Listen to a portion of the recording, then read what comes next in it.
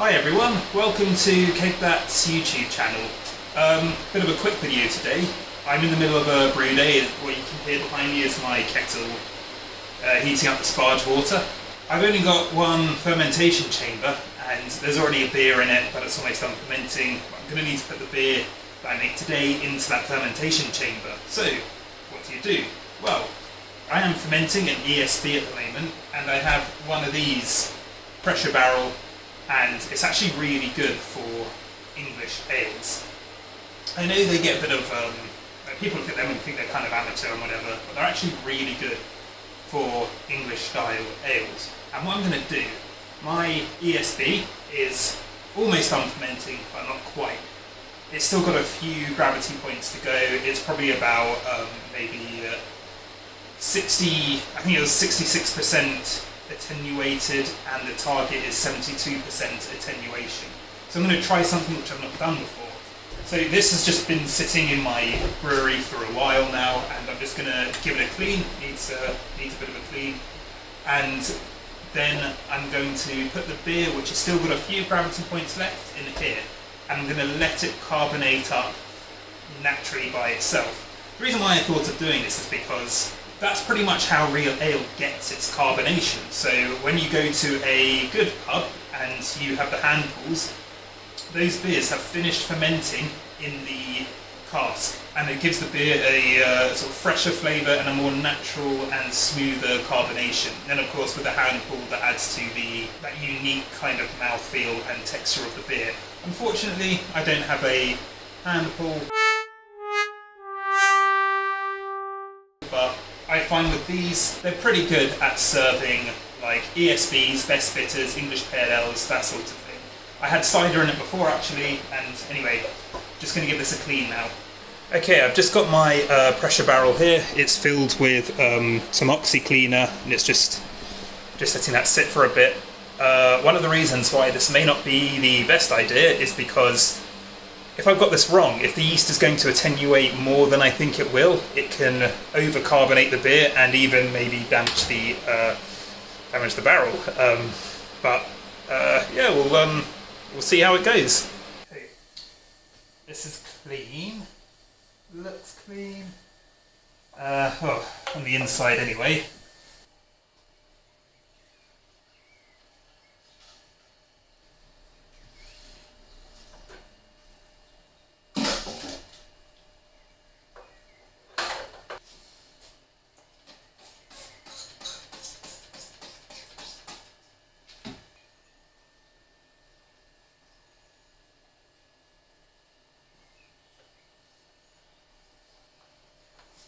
Okay, I'm going to transfer. Wish me luck.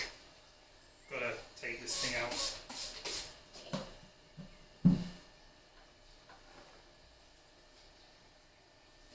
Oh, there's a few chunks of yeast coming through in this.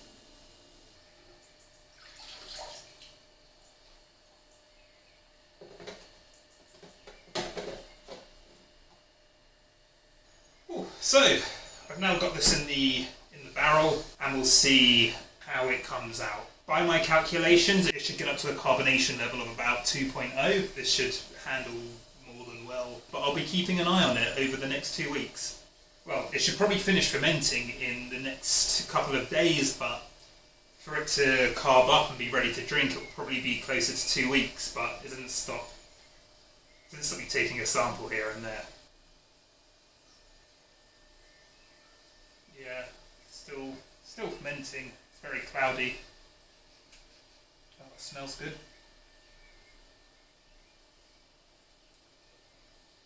Oh, it's already really good. It's like a really nice malty flavour. I guess it would. It's still very sweet. It's only at like 1020, and it's got quite a few yeasty esters like banana, which I know a lot of people think is enough flavour, but it's going really well. It's like biscuity and banana-y. It's almost like banoffee pie or something. It's really nice. With some bitterness. I used quite a few of my own homegrown hops in this. Anyway, see you in 2 weeks to try this out. Okay, it's been about 2 weeks or so since I put this in the keg, and it's yet another brew day. Again, that's my kettle heating up the sparge water. Prime time for making videos. And I'm going to try this out. So I have actually tried some already because I wanted to see how it was coming along, and it was very carbonated. So I kept draining some off, you know, to protect the keg, of course, and just, you know, would drink it. You just wouldn't want it to go to waste, of course. But it should be properly conditioned now and it should be ready, so let's see what it's like. Oh, oh. So it comes out with some force, but I don't know if you can see that. It's got quite that interesting cascade effect. The head is rather large, but it's kind of dissipating quickly. The clarity is, well, it's not the clearest beer I've ever made. I can smell it from here, and it still has that kind of banoffee pie aroma. Like it's kind of got some bananas and like quite a strong malty character to the aroma. There's quite a lot of fruity esters coming off this as well. I'm also getting berries. I'm getting a bit of roastiness as well. You know, I'm going to put the recipe below, as it might make more sense as to what's going on. This is a really nice tasting beer. It's got a really silky mouthfeel. It's very smooth, which is what we are going for with this. I mean, this is all about the texture and the mouthfeel, which I'm quite happy with. There's no carbonation though, and I think that this is due to it being over-carbonated. So one of the things with these kegs is that when beers get over-carbonated, it just sort of shoots itself out of the tap, and you don't really get the effervescence, like the carbonation. It just all sort of goes into the head and you're left with this flat liquid. But it's got a really nice mouthfeel anyway. Like, sure, it's not bubbly, but it's smooth and it's very drinkable. And I have been drinking it, as I say, and I've been enjoying it. But because I'm now drinking it after it's done fermenting, whereas I think when I had it, it was still fermenting a bit, it is a bit drier. Some of the malt flavours are less rich, but that's kind of a good thing because it's more drinkable. So has this been a successful experiment?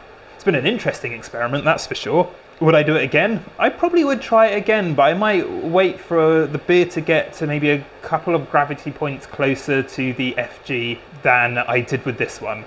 Do you want to try it at home? Well, try it at your own risk. Thank you very much for watching this, and if you do want to try this at home, let me know how it goes, and let me know if you've done this before, and if you've got any tips on how to do this. Please like and subscribe, as always. Thank you very much.